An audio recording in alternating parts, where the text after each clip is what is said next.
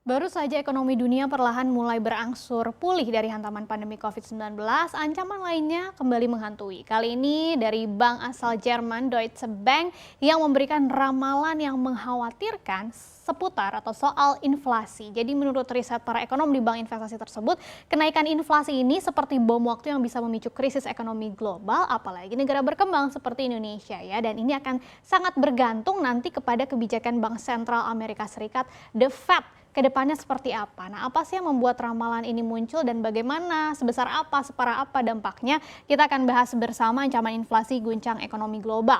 Kalau mengutip CNBC Internasional, analisis Deutsche Bank ini merujuk sebetulnya pada kebijakan The Fed ya, yang sepertinya akan mentolerir inflasi yang lebih tinggi demi pemulihan ekonomi. Karena kalau The Fed betul-betul tidak memperketat kebijakannya sampai inflasi AS nanti naik signifikan dan berkepanjangan, maka akan ada dampak yang mengerikan ya. Jadi konsekuensi dari penundaan ini katanya akan menjadi gangguan yang lebih besar dari aktivitas ekonomi dan keuangan yang pada gilirannya dapat menciptakan resesi lagi yang signifikan dan bahkan memicu rantai kesulitan keuangan di seluruh dunia termasuk di pasar negara berkembang terutama bahkan ya. Nah, proyeksi Deutsche Bank ini memang sedikit berbeda dengan The Fed atau juga beberapa bank yang lainnya yang mempercayai bahwa sepertinya peningkatan inflasi itu hanya akan terjadi secara temporer atau sementara dan akan mereda setelah gangguan pada pasokan atau dampak lainnya akibat pandemi COVID-19 itu hilang. Nah, tapi ekonom Deutsche Bank ini tidak setuju karena menganggap stimulus yang agresif justru akan menghadirkan inflasi yang sangat buruk ke depannya. Kenapa?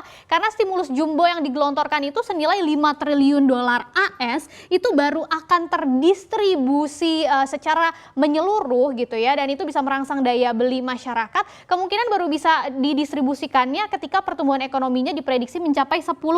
Jadi udah naik banget tuh pertumbuhan ekonomi AS ketika sudah terdistribusi gitu ya. Jadi inflasi yang sudah terjadi di AS saat ini karena permintaannya sudah mulai pulih sebagai dampak dari sejumlah stimulus tadi bisa jadi baru permulaan aja nih, karena ketika nanti stimulusnya sudah seluruhnya tersalurkan ya bisa-bisa inflasinya lebih tinggi lagi. Dan tim Deutsche Bank juga mengatakan inflasi yang akan datang itu bisa menyerupai pengalaman tahun 1970-an di mana rata-rata inflasi saat itu hampir 7%-an gitu kan, dan mencapai 2 digit bahkan di beberapa waktu. Jadi dalam waktu yang cukup lama. Nah, seperti apa sih inflasinya ini ya? Datanya di awal 2020 inflasi AS itu berada di level 2,5% waktu itu di sini kan.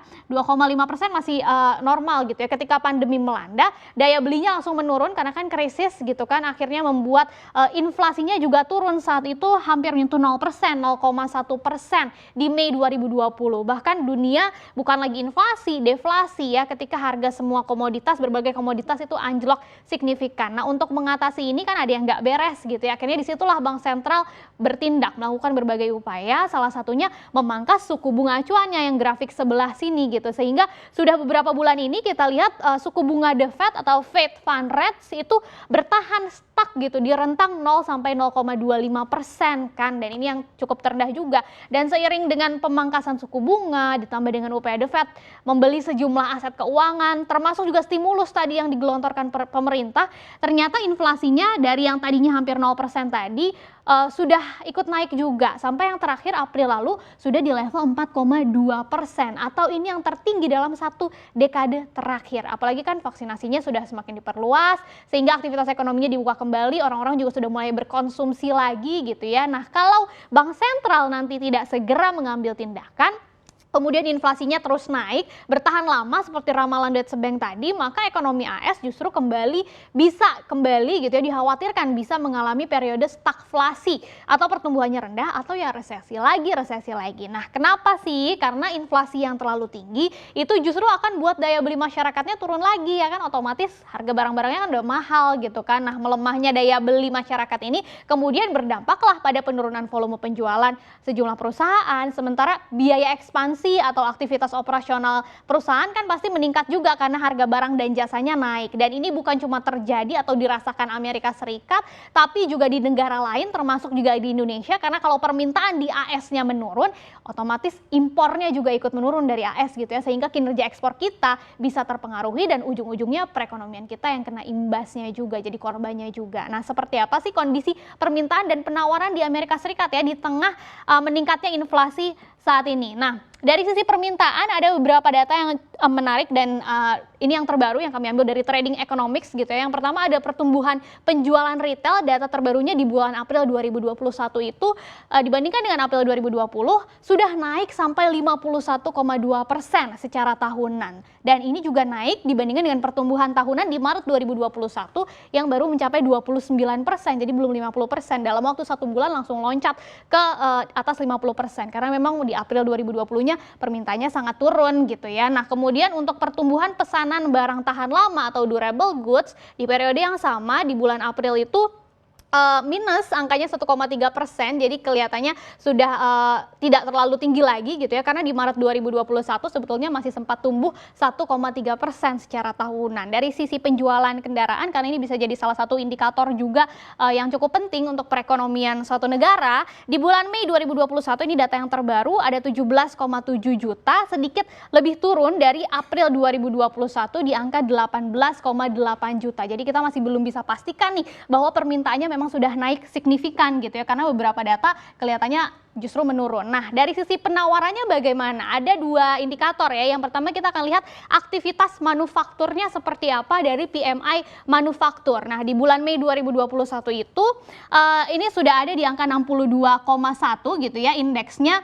Kemudian ini naik juga dibandingkan dengan April 2021 di angka 60,5. Kalau di atas 50 artinya sudah banyak industri manufaktur yang melakukan ekspansi. Jadi itu sudah masuk ke ekspansi gitu ya, karena di atas 50 dan angkanya naik berarti ekspansinya lebih luas lagi. Kemudian dari segi pertumbuhan produksi industri di April 2021 itu naik sampai 16,5% dan di Maret 2021 waktu itu baru sekitar 1% gitu ya. Nah, jadi sudah kelihatan ada aktivitas yang semakin bertumbuh gitu. Nah, cepat atau lambat inflasi yang tadi dikhawatirkan bisa semakin tinggi ya pasti akan memaksa The Fed untuk mengambil tindakan yang lebih jauh lagi ya. Salah satunya bisa dengan menaikkan suku bunganya, kemudian juga bisa dengan menghapus perlahan kebijakan-kebijakan seperti pembelian aset termasuk juga surat berharga gitu kan, dan itu akan disebut dengan istilahnya adalah tapering off. Dan ketika tapering off terjadi maka dikhawatirkan akan terjadi yang namanya taper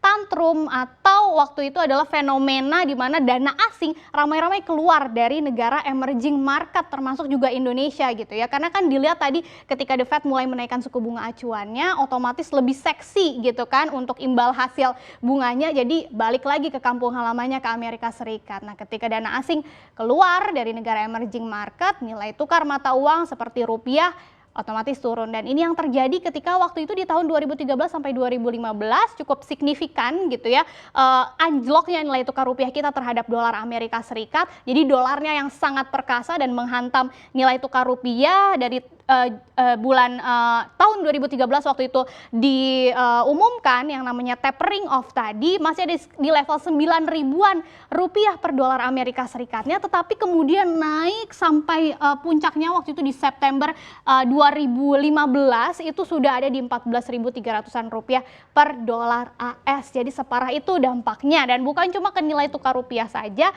tetapi bisa juga berdampak ke bursa saham yang juga waktu itu anjlok, kemudian juga efek-efek samping lainnya gitu ya akibat dari taper tantrum tadi, namanya juga tantrum gitu kan. Dan itu yang dikhawatirkan dan bisa saja terjadi di tahun depan, karena banyak kalangan yang memprediksi sepertinya paling cepat The Fed akan melakukan tapering off tadi di tahun depan gitu ya. Jadi masih banyak banget ketidakpastian yang kita harus hadapi, seluruh dunia harus hadapi termasuk juga Indonesia gitu ya. Bagaimana perekonomian globalnya masih ada di ujung tanduk nih, bukan lagi karena pandemi, sekarang karena inflasi gitu ya. Jadi harus betul-betul dijaga keseimbangannya gitu ya supaya tidak terlalu tinggi ataupun tidak terlalu rendah. Ini PR yang harus disiapkan dan harus dikerjakan dari sekarang gitu ya, baik itu Bank Sentral, Bank Indonesia atau juga pemerintah, supaya kita jangan sampai dampaknya bisa lebih parah lagi seperti tahun 2013 atau 2015.